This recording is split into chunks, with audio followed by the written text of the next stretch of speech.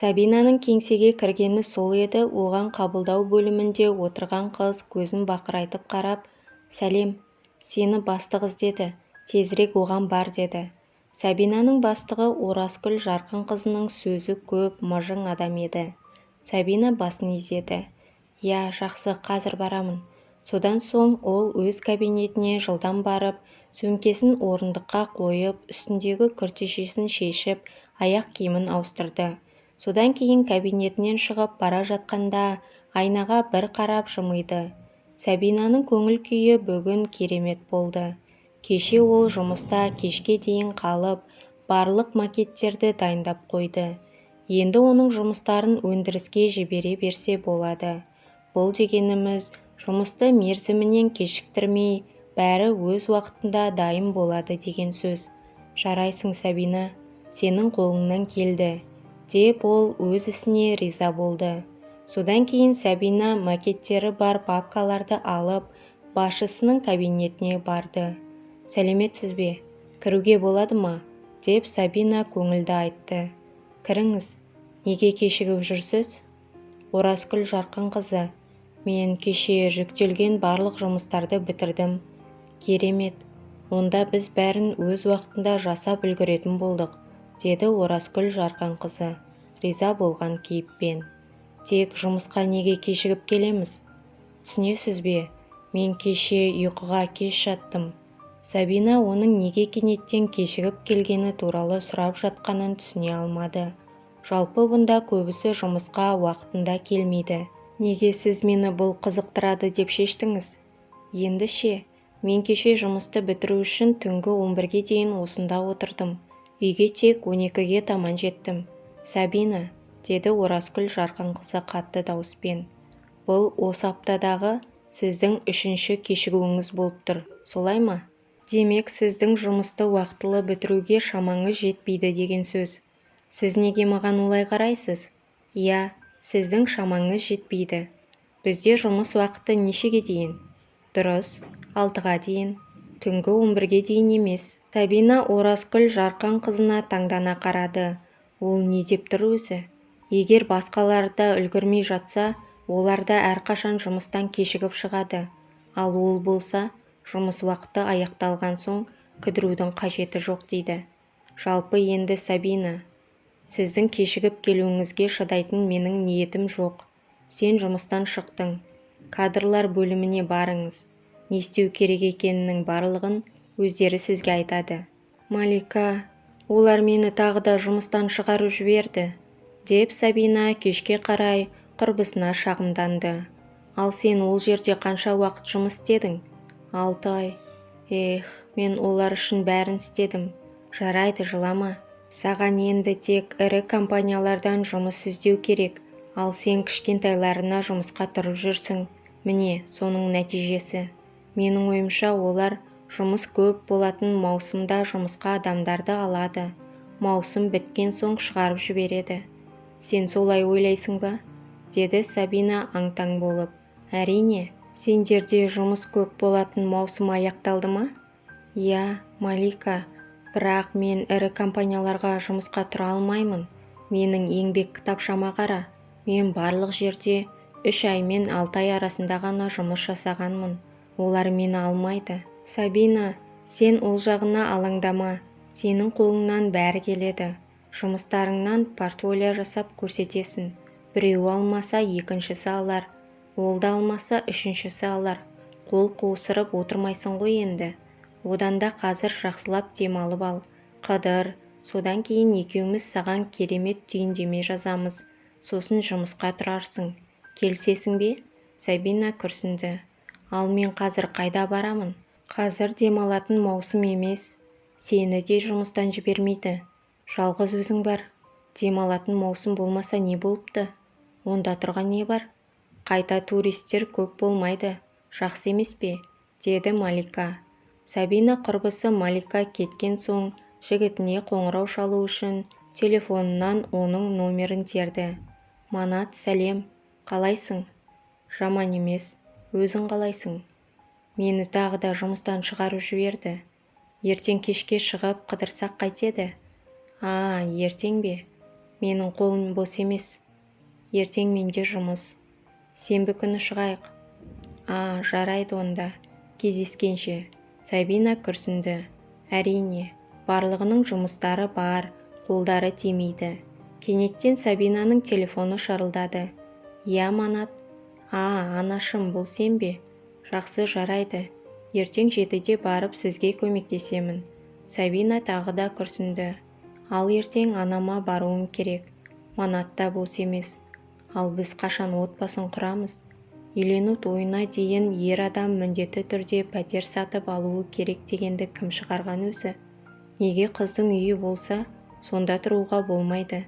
Немесе менің үйімді сатып, үстіне ақша қосып, үлкен үй сатып алуға болады ғой? Сабина ас үйге барып, өзіне шай құйып алды. Оның үйде іші пысып, көңіл күйі болмады.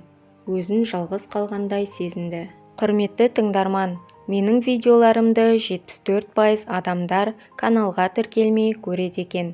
Өтінемін, еңбегімді бағалаңыз. Каналға тіркеліп, әңгімені соңына дейін тыңдаңыздар.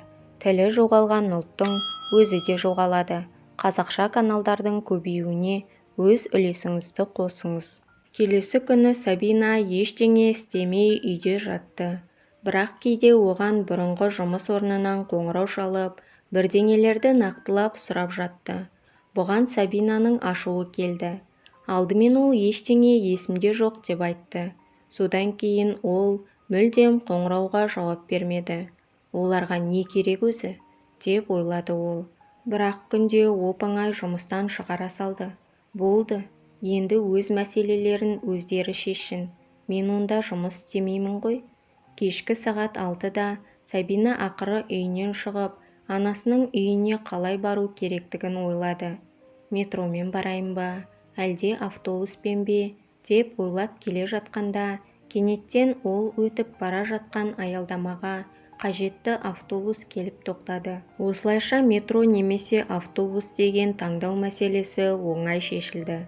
Сабина автобус салонына кіріп, терезенің жанындағы бос орынды көрді. Міне керемет, деп ойлады ол. Маған ұнайтын орын екен, деп сол жерге барып отырды. Содан кейін құлағына құлаққапты салып, музыка тыңдай бастады. Автобусқа тағы да біраз адамдар мінді. Аялдамалардың бірінде автобусқа қарай бір қыз бен жігіт жүгірді. Сабина оларға аса назар аудармас еді. Бірақ ол жігіттің сұлбасы мен киген киімдері оның назарын аудартпай қоймады. Ол жігіт артқа қарай бұрылып қарағанда ғана Сабина оның Манат екенін түсініп, аузын қолымен басты. Әрине, ол оны көрген бойда бірден жанына шақырғысы келді. Бірақ ол оны байқамай басқа жаққа қарады. Ол қызбен бірге тұруға ыңғайлы орын іздеген сияқты. Олар да алдыңғы жақтағы орынға жайғасты. Содан соң ары қарай әңгімелерін жалғастырды. Мүмкін ол қыз оның әріптесі шығар, деп ойлады Сабина. Бірақ содан кейін ол әріптестеріне жігіттер ондай көзқараспен қарамайтынын түсінді. Біраздан соң олар автобустан түсіп, құшақтасып кетіп қалды. Иә, әрине, бұл оның әріптесі емес, бұл оның жұмысы. Маған уақыты болмайтын жұмысы. Автобус орнынан қозғалып, ренжіген Сабинаны одан әрі алып кетті. Сен әлі жылап жатсың ба? Деп Малика Сабинаның қасына келді. Я, жылап жатырмын. Не болды ал? Мен енді не істейтінімді өзім білетін шығармын. Қаласам жылаймын, қаласам күлемін. Енді сен сол жексұрын Манатқа бола жылайсың ба? Ол маған бір көргеннен ұнамап еді. Түрінен көрініп тұр ғой, сенуге болмайтын, тұрақсыз екені. Текке сенің басыңды қатырды. Малика, қойшы болды ақыл айтпай. Онсыз да өзімді жаман сезініп тұрмын. Жұмыста, мансапта, жігітте жоқ. Әлі ештеңеге қол жеткізген жоқпын. Жоқ, қайта керісінше, сенде бәрі жақсы. Сен басы бос, әдемі қызсың. Сенің алдындағы барлық жолдар ашық. Одан да рахаттанып демалып кел. Демалыс орнына жолдама сатып ал. Немесе шетелде демалуға билетке тапсырыс бер. Сабина күрсінді. Бол енді, мен осылай сенің үстінен қарап тұра берейін бе? Тұрудың қажеті жоқ. Баршы енді. Мен жалғыз қалғым келіп тұр. Сен қайтадан жылайсың ба? Бар дедім ғой мен саған, деп Сабина Маликаны есіктен күшпен итеріп шығарып жіберді. Содан кейін қайтадан жылады. Ол жігітті Манат оны қолдап көңіл бөледі деп ойлады. Ал ол болса мұндай соққы жасайды деп күтпеді. Түнге қарай Сабина қайда барып демалуға болатынын көруді шешті. Ол әртүрлі елдерді, қонақ үйлерді, бағаларды қарап шықты. Бірақ қайда баратынын нақты шешпеді. Содан соң ұйықтап кетті. Таңертең Сабинаны ұйқысынан анасының қоңырауы оятты. Сабина қызым, менің көршім есіңде ме? Иә, есімде, деп күңкілдеді ұйқысын әлі дұрыс аша алмаған Сабина. Иә, оған не болды? Бірдеңе болды ма? Әрине. Сабина бұл сұрақты сыпайылықтан қойды. Шындығында ол көршісіне не болса да бәрібір еді. Онда Құдайға шүкір, бәрі жақсы. Тек ол ертең курортқа демалыс үйіне баруы керек еді. Бірақ оның басқа шаруасы шығып, енді бара алмайтын болды. Ол ертең ұлына кетеді екен. Уақытында кейінге өзгерте алмайды. Мен оның орнына сен бара алатыныңды айттым. Жолдама текке күйіп кетпес үшін. Менің ойымша, саған барып демалу пайдалы болады. Маған не пайдалы екенін менен басқасының бәрі жақсы білетін сияқты, деп ойлады Сабина. Содан соң, ал ол демалыс орны қай жерде екен, деп Сабина есінеп анасынан сұрады. Бізден шамамен 50 шақырым алыс жерде, орманның ортасында орналасқан. Онда бассейн де бар, айтпақшы, массаж, неше түрлі ем шаралары да бар. Иә, бірақ онда көбіне 50-ден асқан адамдар баратын шығар, деді Сабина тағы да есінеп. Онда тұрған не бар? Бәрібір емес пе? Қайта жақсылап демаласың. Бірақ иә, неге бармасқа, деп ойлады Сабина. Егер бірдеңе ұнамай қалса, қайтып үйге келе саламын. Жарайды анашым, мен барамын. Бірақ сізге сәл кейінірек қоңырау шалып, бәрін талқылап алайық, жарай ма? Деп Сабина тұтқаны қойып, қайтадан ұйықтап кетті. Сабинаның демалыс орнына барғанына бүгін 5-ші күн болды. Бір қызығы оған бұл жер ұнады. Онда шынымен де бассейн бар екен. Сондықтан Сабина таңертең және кешке барып бассейнге түсті. Бұл жерде массажды да жақсы жасайды екен. Саунасы да болды. Бірақ уақыт тоқтап қалғандай, өте жай өтті. Бассейнге барумен қатар Сабина айналаны аралап, кейде орманда серуендеді. Ол қар еріп, кейбір ағаштардың бүршік жарып жатқанына қуанды. Содан соң Сабина осы жерге келген демалушыларды сыртынан бақылағанды ұнататын. Ол болжағандай бұл жерге егде жастағы адамдар көп келеді. Біреулері өте ширақ қимылдаса, ал басқалары әрең жүреді. Ал кейбір ерлі-зайыптылар әлі күнге дейін бір-біріне қамқор болып, махаббаттарын көрсетіп жүр. Ал кейбіріне бұл мүлде қызық емес еді. Оларды сыртынан бақылау өте қызық еді. Сабина тіпті өзінің әділетсіз жұмыстан босатылғанын, жігітінің оны тастап басқа қызбен кездесе бастағанын да ұмытып кетті. Сабина әдеттегідей бассейнге түсіп шыққаннан кейін күнге қыздырынып демалып, көзін жұмып жатқан еді. Содан соң ол біреудің оның жанындағы орындыққа отырғанын естіді. Бірақ ол сонда да көзін ашпады. Бір кезде ол «Сәлем, сұлу қыз» деген ер адамның даусын естіді. «Осында демалып жатқанына көп болды ма?» деді.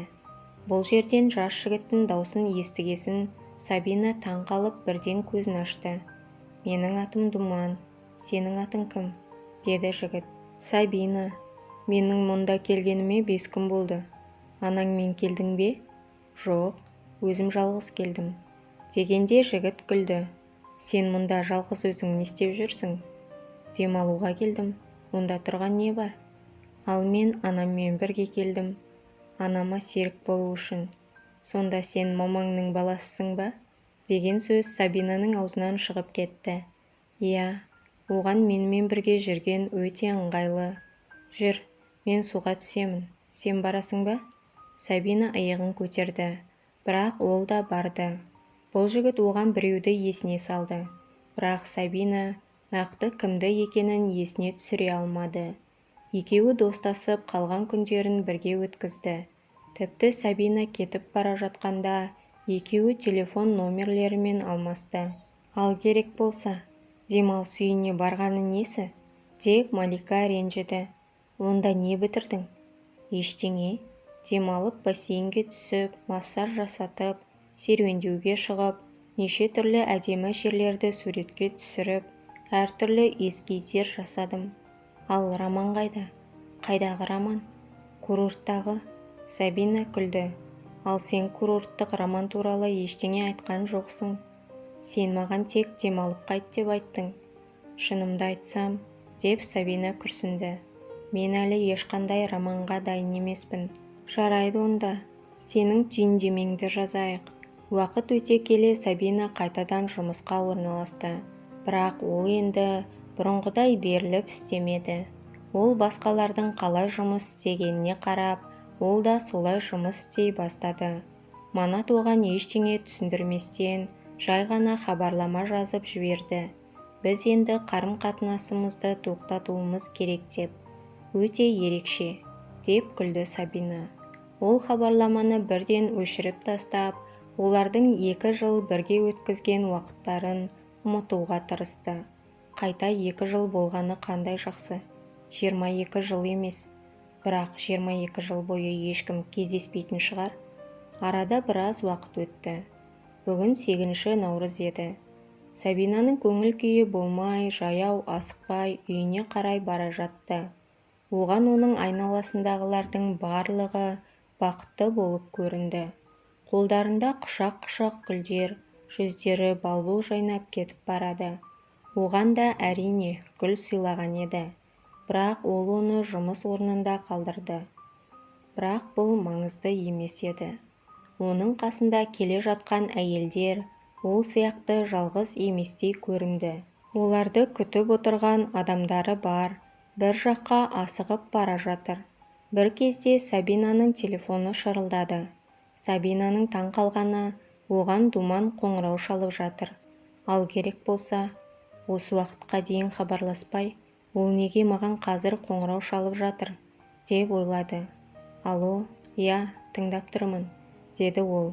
Сәлем, мереке құтты болсын. Сәлем, рахмет. Сен не істеп жатырсың? Мен үйге бара жатырмын. Қай жерде кетіп бара жатырсың? Сабина жан-жағына қарады. Кофехананың жанында. Ал сенің кофе ішкің келмейді ме? Ал ішкім келеді десемше, деп Сабина күлімдеді. Онда ішке кір. Мен оң жақтағы үстелде, терезенің жанында отырмын. Сені көріп тұрмын. Айтпақшы, сен керемет құлпырып тұрсың. Сабина кофехананың терезесіне тағы да бір рет қарады. Сонда ғана оған терезеден Думанның қолын бұлғап тұрғанын көрді. Содан кейін олар кофе ішіп сөйлесті. Екеуінің әңгімелері таусылар емес. Бірін-бірі бұрыннан бері танитын адамдардай. Содан кейін олар бірден қыз-жігіт болып жүруге шешім қабылдады. Сабина, сен неге уайымдап тұрсың? Сен менің анаммен алдында демалыс орнында таныстың ғой. Ол бізді жай ғана кешкі асқа шақырып жатыр. Жай ғана? Ол кісінің туған күні емес пе? Я, не болды?